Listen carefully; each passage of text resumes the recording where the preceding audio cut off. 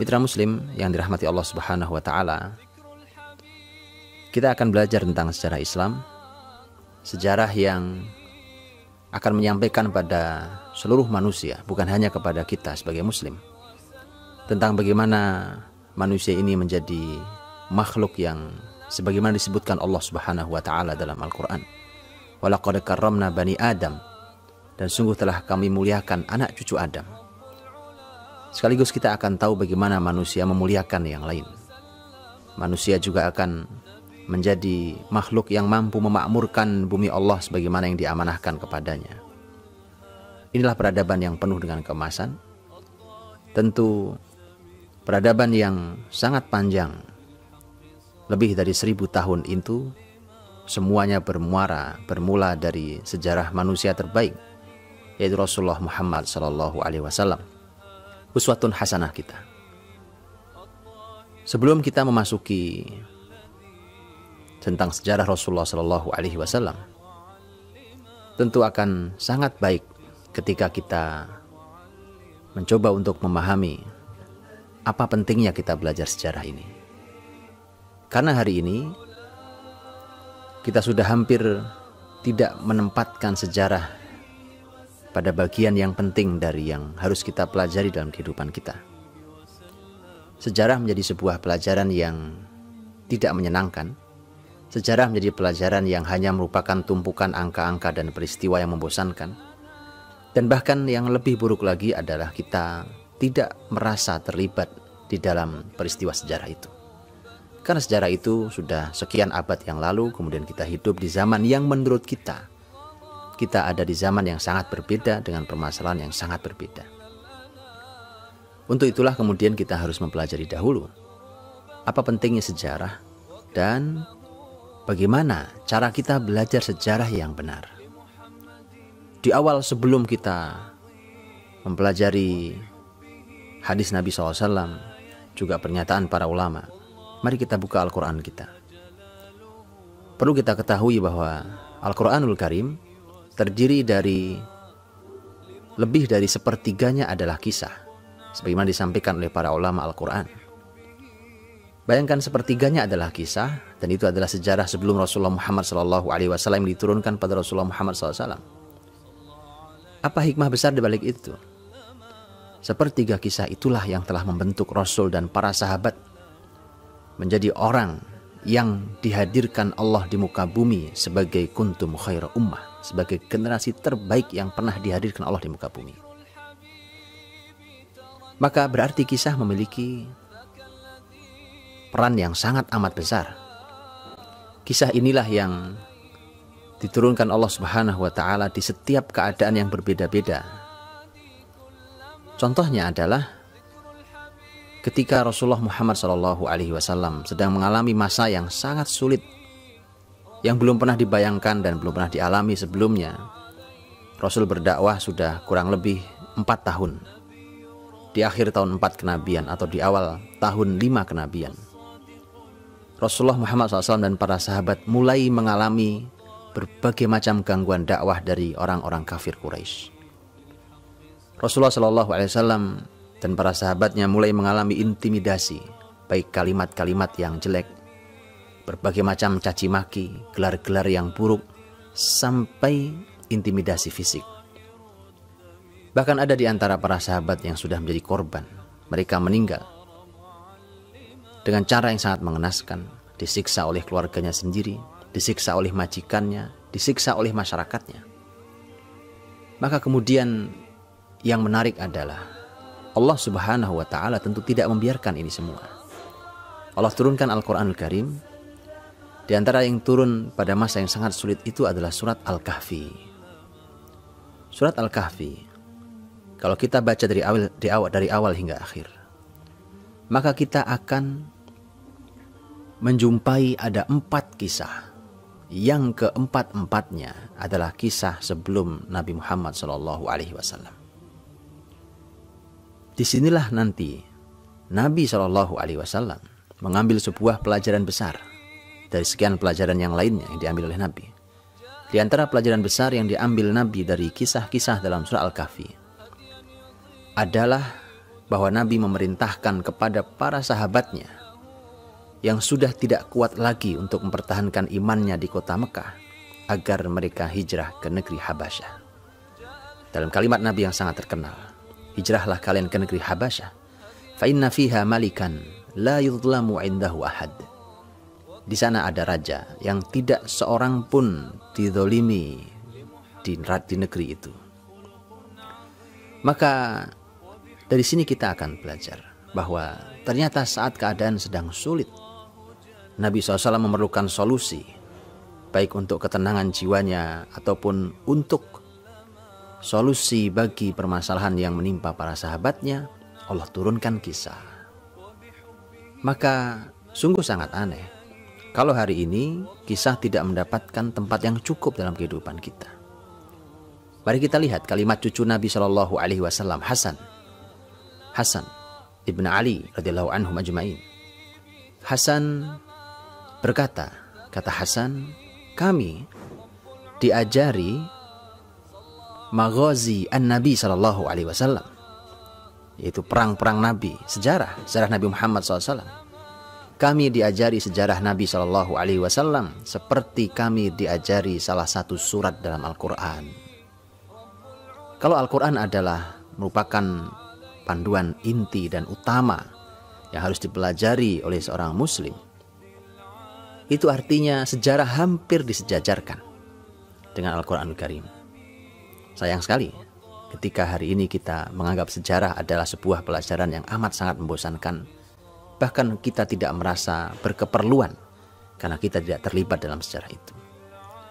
Maka di awal inilah kita harus tahu bahwa bagaimana, apa pentingnya kita memasuki sejarah itu. Allah Subhanahu wa ta'ala berfirman dalam surat Yusuf mengawali kisah yang detail dan panjang dan indah dari kisah Nabiullah Yusuf alaihissalam. Nahnu naqussu 'alaika ahsanal qasas bima auhayna ilaika hadzal Qur'an. Kami mengisahkan kepadamu wahai Muhammad kisah terbaik yang kami wahyukan dari Al-Qur'an ini. Kemudian surat Yusuf bertutur sangat panjang, syarat makna, penuh dengan pelajaran yang berharga. Dan kemudian ditutup surat Yusuf oleh Allah Subhanahu wa ta'ala dalam ayat yang terakhir, ayat 111. Allah berfirman, laqad kana fi qasasihim ibrah liulil albab. Sungguh pada kisah-kisah mereka terdapat pelajaran bagi orang-orang yang mau berfikir. Ma kana haditha yuftara walakin tasdiqal ladzi bayna yadayhi wa tafsila kulli syai' wa hudaw wa rahmah liqaumi yu'minun. Ini bukan perkataan yang diada-ada. Al-Quran ini bukan perkataan yang diada-ada. Walakin tasdiqal ladzi baina yadayhi, tetapi ini untuk membenarkan, mengimani apa yang telah berlalu. Wa tafsila kulli syai', untuk mendetilkan, menjelaskan dengan detail segala sesuatu. Wa hudaw wa rahmah, sebagai petunjuk dan rahmat bagi orang-orang yang beriman. Ketika Al-Quranul Karim sepertiganya adalah kisah, maka ini juga merupakan fungsi kisah. Apalagi memang Allah bertutur di akhir surat Yusuf ini tentang betapa pentingnya mengambil pelajaran dari kisah-kisah sejarah. Tapi memang kisah sejarah ini tidak mungkin bisa diambil hikmahnya kecuali oleh ulil albab, sebagaimana disampaikan dalam ayat tersebut. Orang-orang yang tidak mau berpikir, tidak mau menggunakan akalnya, maka kisah hanya menjadi dongeng sebelum tidur. Dia tidak memiliki efek sama sekali bagi kehidupannya. Padahal ketika kita melihat di dalam ayat ini, setidaknya kisah memiliki beberapa fungsi besar. Bahwa kisah menunjukkan keimanan. Kalau kita mengisahkan tentang Rasulullah Muhammad SAW, umpamanya ketika Rasulullah SAW dalam peristiwa beliau dengan mukjizatnya membelah bulan, yang diabadikan dalam surat Al-Qamar, iqtarabatis sa'atu wa syaqqal qamar, tentang terbelahnya bulan. Ketika kita mengisahkan kisah ini dan kisah ini benar terjadi, maka kita telah mengimani apa yang telah berlalu. Dan itu terjadi dari zaman kita setelah berlalu kurang lebih 15 abad yang lalu. Kemudian juga kisah berfungsi untuk menjelaskan segala sesuatu dengan detail. Ini amat sangat menarik. Kisah adalah merupakan nasihat yang sangat lembut, nasihat yang sangat sopan. Kalau kita ingin memberikan nasihat kepada orang lain dengan kalimat langsung, bisa. Tapi mungkin tidak semua orang bisa menerima nasihat kita. Kalau kita katakan kepada teman kita yang boros umpamanya, atau mubadzir, kita katakan, saya melihat Anda mubadzir, Anda boros, dan boros mubadzir itu adalah sesuatu yang dilarang dalam Islam. Kemudian itu bahkan disebut Quran sebagai temannya setan. Kita bisa sampaikan itu, tapi mungkin tidak semua orang bisa menerima langsung nasihat seperti itu. Alangkah luar biasanya kalau kita mencoba cara yang lain. Ceritakan sebuah kisah. Dia suka mendengarnya. Sampaikan kisah yang kisah itu ujungnya adalah pelajaran agar orang tidak boros, tidak mubadzir. Maka kemudian nanti di ujungnya kita tinggal mengatakan kepada dia bahwa ambillah pelajaran dari kisah ini untuk kehidupan kamu. Ini menunjukkan bahwa sejarah itu bisa menjelaskan segala sesuatu. Anda mau menjelaskan apa? Akhlak, ibadah, sistem, aturan, perundangan. Anda mau bicarakan tentang masalah sosial, masalah keluarga, individu, bernegara. Bacalah sejarah. Bahwa sejarah akan menjelaskan dengan sangat detail segala sesuatu.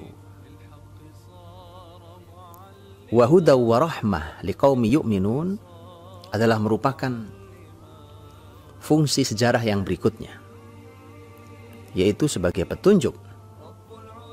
Petunjuk itu ada cara kita mudah untuk memahaminya, yaitu kalau kita ingin pergi ke sebuah tempat, kemudian kita memerlukan petunjuk, mungkin dengan peta, mungkin hari ini dengan menggunakan GPS, atau kemudian ada tulisan-tulisan di sepanjang jalan, pelang-pelang sepanjang jalan itu petunjuk. Apa fungsinya? Fungsinya adalah agar kita mendapatkan petunjuk menuju yang sedang kita tuju. Kalau tidak, kita akan kebingungan untuk mencari tempat yang kita tuju. Maka begitulah sejarah. Sejarah akan menjadi petunjuk. Kalau Anda punya masalah, kita punya masalah, maka mari bertanya pada sejarah, apa solusinya? Kalau kita sedang ingin mencari inspirasi, maka mari kita bertanya pada sejarah. Kita akan kaya dengan inspirasi itu. Dan kemudian akhirnya sejarah disebut Allah sebagai rahmat bagi orang-orang yang beriman. Rahmat artinya kasih sayang. Allah Subhanahu wa ta'ala akan menunjukkan kasih sayangnya kepada kita dengan cara kita membaca sejarah. Ketika kita membaca sejarah, kita akan menjumpai betapa hidup kita masih sangat lebih baik dibandingkan banyak orang lain di muka bumi ini. Dengan demikian, maka belajarlah sejarah, karena ternyata sejarah memiliki pelajaran yang sangat mahal. Sebagai penutup, bahwa buka kembali surat Al-Hasyr. Allah Subhanahu wa ta'ala menyampaikan kisah panjang lebar tentang Al-Hasyr. Ini terjadi zaman Nabi SAW. Sampai Abdullah bin Abbas menyebut surat Al-Hasyr sebagai surat An-Nadir, yaitu kisah tentang Yahudi Bani Nadir yang diusir oleh Nabi SAW dari kota Madinah karena pengkhianatan mereka. Di awal, di muqaddimahi surat Al-Hasyr ini dengan ayat tasbih, kemudian Allah Subhanahu wa ta'ala menyampaikan tentang pengusiran Yahudi di ayat yang kedua, dan di ujung ayat yang kedua Allah berfirman, fa'tabiru ya ulil absar. Maka ambillah iktibar, ambillah pelajaran wahai orang-orang yang mau berpikir. Maka kalau hari ini kita membaca Al-Hasyr dengan penuh pendalaman, kita akan tahu beginilah caranya menaklukkan orang-orang Yahudi hari ini. Maka mudah-mudahan kita bisa banyak belajar dari sejarah ini, dan akhirnya assalamualaikum warahmatullahi wabarakatuh.